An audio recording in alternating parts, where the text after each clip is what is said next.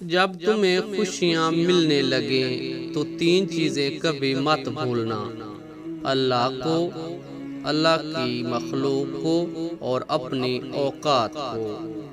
رکاوٹیں تو زندہ انسانوں کے لیے ہیں، میت کے لیے تو ہر کوئی رستہ چھوڑ دیتا ہے۔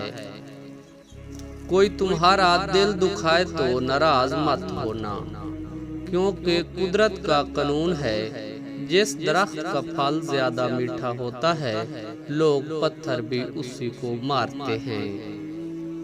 اچھے کے ساتھ اچھے رہو، لیکن برے کے لیے برے مت بنو، کیونکہ تم پانی سے خون صاف کر سکتے ہو پر خون سے خون نہیں۔ پریشانی حالات سے نہیں، خیالات سے پیدا ہوتی ہے۔ ہر بات دل سے لگاؤ گے تو روتے رہ جاؤ گے۔ جو جیسا ہے اس کے ساتھ ویسا بننا سیکھو۔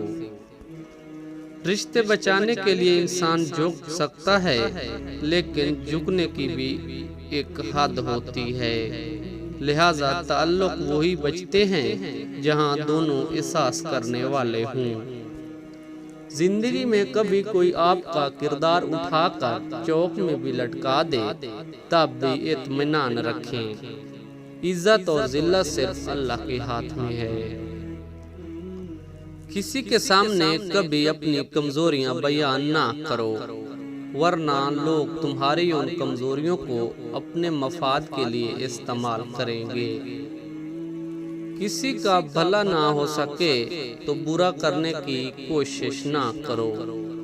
دنیا کمزور ہے، لیکن دنیا بنانے والا نہیں۔